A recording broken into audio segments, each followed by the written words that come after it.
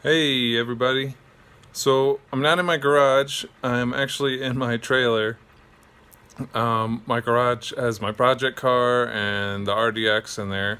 So there's no space to work on the race car. The race car is yeah, it's stuffed in the backyard in the trailer. It's 16 degrees outside Fahrenheit. It's not great, but I've got like heated packs in my boots and in my gloves. I've got lots of layers on, and I've got all my tools ready. I've got a little space heater humming over here, but time is limited, so I'm definitely not going to do like a how-to video. I need to pull the intake manifold off today, but I just kind of wanted to give an update since channel's been really quiet. My Facebook page has been super quiet because I haven't really been doing any racing. I did a winter event in a S2000. That was a lot of fun. Shout out to my father-in-law for letting me drive his car. And yeah, I haven't really been working on any of the cars much. I've been collecting parts here and there, injectors, wideband, fuse block, so I can wire a bunch of stuff up properly instead of just hacking it into the radio circuit. Um, but yeah, so a little bit about the car, if I can work the buttons. So it's fine. The car, I can turn the key, fire it up right now today. The battery's sitting at 12.8 volts right now. It's got a trickle charger on it. It's got race gas in it, 100 octane. Yeah, it's ready to go. I just don't have anywhere to drive it. And like I said, it's 16 degrees, so the tires are hard as rocks. Yeah, it's just buried in snow and stuff right now. So I'm gonna just do some work on it before I freeze, and then get back inside. I need to take the splitter off so I can drain the coolant, which is a like reminder next time I redesign the splitter. I need to have a hole in the bottom for the drain for the radiator and a little hose, so I can just turn the petcock and bleed the coolant. Let's see. So I got a new intake manifold going in, so I need to take this one off, and this one can be used on my project car, which needs an intake manifold. So it works out. Pretty much everything that gets put on this car, something trickles down to one of my other cars, either the rally car or my project car. Some stuff just gets put in storage, but yeah. I'll definitely try and keep updates coming a little more often. I was trying out a new camera today, and it kept telling me the memory was full after filming for about a minute and a half. So let's see what's going on there. Right now I'm using my phone, but so future plans.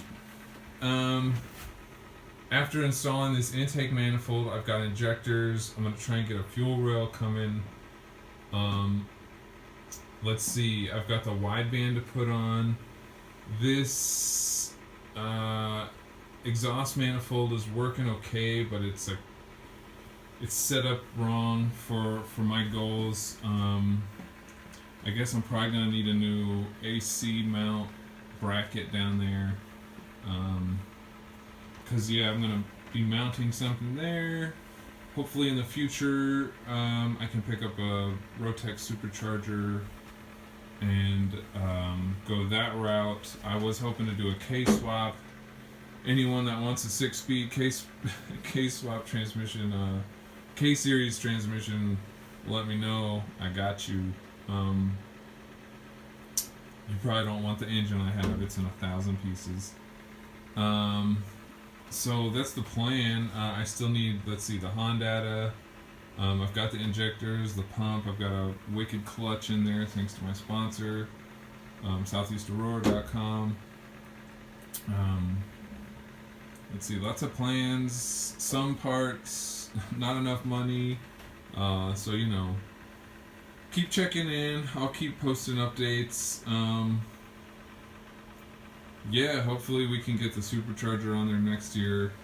I'm definitely gonna go forward as far as I can. Um, just just with the supercharger build without buying the supercharger, because plenty of those things will work with my NA setup right now. The Skunk 2 Alpha Series headers wouldn't hurt. I mean, these headers, like I said, work, but you know, this Skunk 2 would work with the NA setup. It would look great, and probably make a little bit more power than this Chikara setup I have now, which I don't hate. um, and then yeah, so it's got 10.5-to-1 compression pistons in there. Um, I'll have to see what kind of fuel I'm gonna have to run to get that to work, but for a low boost setting in a supercharger, you know, that's not a lot of boost, so sort of medium to high compression pistons like that should work. I just need to figure out, you know, the Honda has to be really dialed in, and the fuel has to be, you know, either super high octane or 85 something. But yeah, I'll figure that out. It's really in the early stages of planning. Yeah, I didn't even mention, like, you know, I'd have to get intercooler set up and pipe all that, and there's probably 100 other things.